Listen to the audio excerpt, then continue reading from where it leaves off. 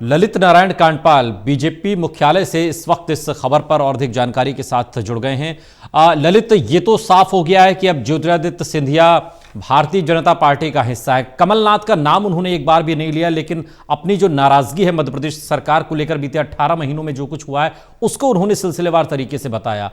केंद्र की जो राजनीति रही है कांग्रेस के अंदर, उसका भी एक बार उन्होंने जिक्र किया कि वहां जो स्थिति है और मध्य प्रदेश में जो हालात है। लेकिन इन सब के बीच एक सवाल तो अभी भी बना हुआ है कि मध्य प्रदेश में आखिर होने क्या वाला है। कांग्रेस ने अपने विधायकों को जयपुर शिफ्ट कर दिया है, बीजेपी ने अपने विधायकों को गुरुग्राम शिफ्ट कर दिया है, सिंधिया समर्थक बेंगलुरु में है। यह भी तो एक सवाल है।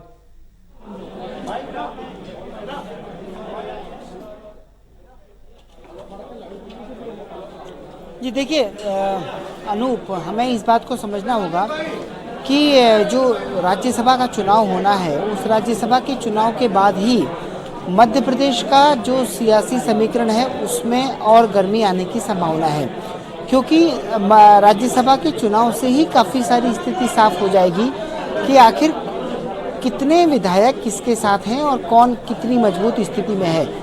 राज्यसभा के चुनाव में देखिए 3 राज्यसभा की सीटें हैं वहाँ से, जिसमें कि एक भारतीय जनता पार्टी का तय है, एक कांग्रेस का तय है, लेकिन जो तीसरा राज्यसभा का सदस्य होगा उसको लेकर जो है अभी तक सस्पेंस बना हुआ है और उसी की लड़ाई आखिरकार बीजेपी और कांग्रेस में चल रही है कि आखिर कौन सा वो जो तीसरा जो शख्स होगा उसको लेकर कौन सा जो स्थिति है वो कौन जीतता है। क्या बीजेपी इसको जीतती है या कांग्रेस उसको जीतती है।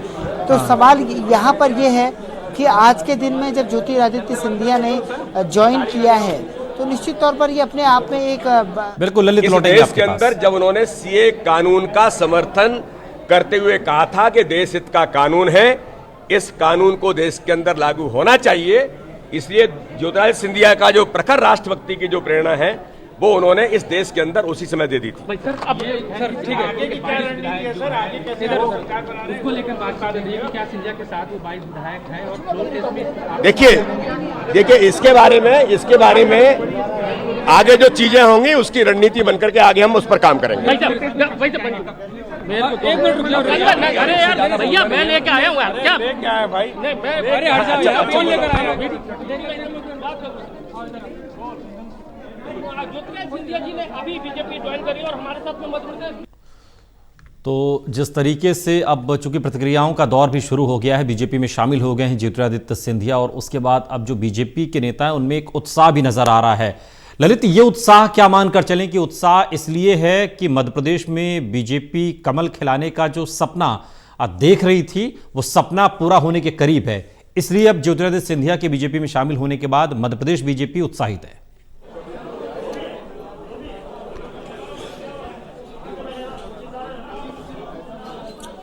जी बिल्कुल, देखिए मध्य प्रदेश बीजेपी ने अपने स्तर पर अगर हम 2018 के चुनाव को याद करें तो पार्टी कार्यकर्ताओं ने बड़ी मेहनत की और जिस तरह से पार्टी 104 सीटें लाने में कामयाब हुई वो भी अपने आप में सभी लोग जानते हैं कि किस तरह से जो है बहुत ज़्यादा डिफरेंस नहीं था दोनों पार्टियों के बीच में और बहुत कमलनाथ की भी कोई बहुत बड़ी जीत नहीं थी और बीजेपी की कोई छोटी हार नहीं थी। तो कुल मिलाकर लेकिन ये है कि जीत तो जीत है, हार हार है। कांग्रेस ने वहाँ पर सरकार बनाई और बीजेपी वहाँ पर अपोजिशन में थी, लेकिन बावजूद उसके जिस तरह से घटनाक्रम पलटा और जिस तरह से अब हम देख रहे हैं कि वहाँ पर सरकार अल्पमत में आती हुई दिख रही है।